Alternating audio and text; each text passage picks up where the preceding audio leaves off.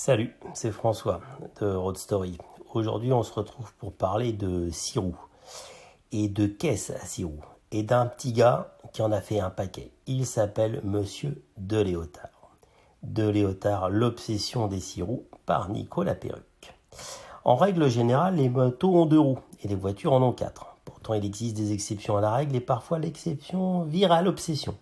C'est le cas de Christian De Léotard dont la vie sera consacrée à la transformation de vulgaires 4 roues en 6 pattes. Baladez-vous aujourd'hui au volant d'une Ferrari, d'une Porsche Turbo ou d'une Rolls, personne ne vous remarque. Ou vous ferez figure de playboy sur le retour. En revanche, avec une Renault 5, 6 roues, toutes les têtes se retournent sur vous. Ces mots sont la réponse de Christian De Léotard un jour où un journaliste lui demanda pourquoi il transformait tout ce qui roulait en 6 roues. L'histoire commence en 78. Christian part alors en stage en Angleterre chez Land Rover. Il découvre alors le monde des 4x4 et devient alors passionné par les transmissions en tout genre. La mission qu'on lui confie consiste à travailler sur un projet de Range Rover à 6 roues.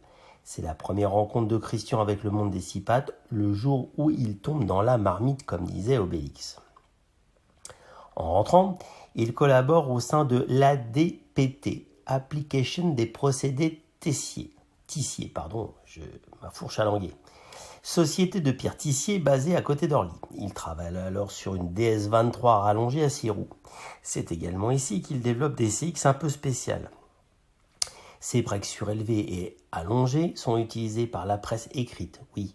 Toutes les nuits, on y charge jusqu'à 3 tonnes de journaux français fraîchement imprimés à destination de Bruxelles. La légende dit que pour permettre aux Belges et aux Hollandais de découvrir les journaux français au réveil, les breaks CX roulaient à une vitesse de croisière de 170 km/h. Après cet apprentissage un peu spécial, le facétieux De Léotard décide de voler de ses propres ailes. Il crée la société ADPL, Application des procédés Léotard. On ignore si le nom de la société rend hommage à Tissier ou est destiné au contraire à l'énerver. Son premier projet en solo sera d'appliquer les 6 roues à la dernière née de la régie Renault, la Renault 5. Grâce à la société Simpar, spécialiste des 4 roues motrices de la marque Renault, qui lui met à disposition le matériel nécessaire. Il met au point et fabrique cette première Renault 5 à 6 roues en quelques mois à peine.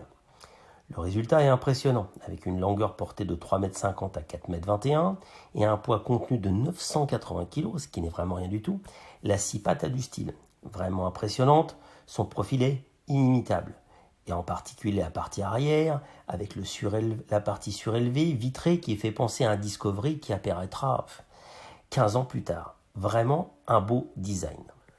Le châssis est renforcé par des tubes carrés montés en parallèle sur les longerons.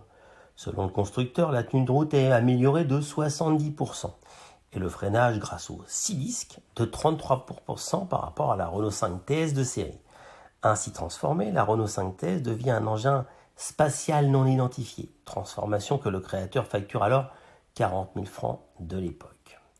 La Renault 5 6 roues participera au Dakar 80, même si l'équipage de Léotard Dumortier abandonne, il rafle avant tout de belles retombées médiatiques qui donneront un vrai coup de pouce à l'aventure. Car évidemment, notre fils de bonne famille, converti à la transformation automobile, ne s'arrêtera pas là. En 84, il s'attaque au Dakar avec une Mercedes Classe G modifiée par ses soins. Il reviendra en 85 et 86 avec de monstrueux breaks 190, 6x4 et 6.6.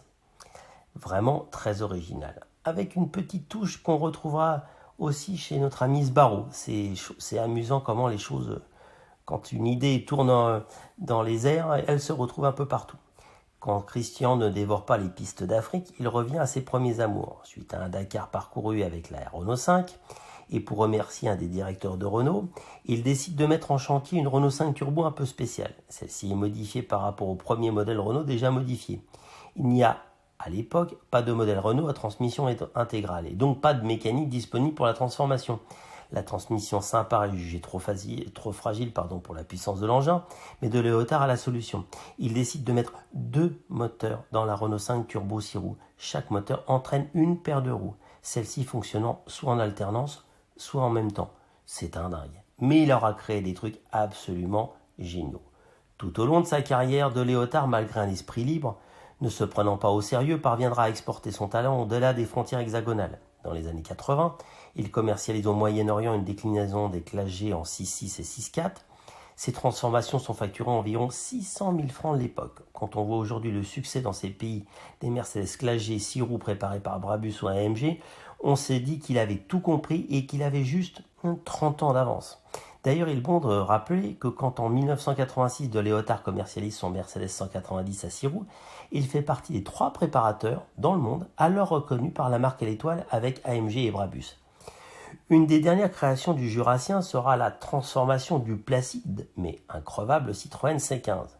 Développé par de Léotard et industrialisé et construit par le carrossier Chausson, ce C15.6 sera présenté en 89. La charge utile atteint alors 1000 kg, le volume de chargement passe de 2,7 à 4,2 m3 et les distances de freinage sont comme toujours raccourcies.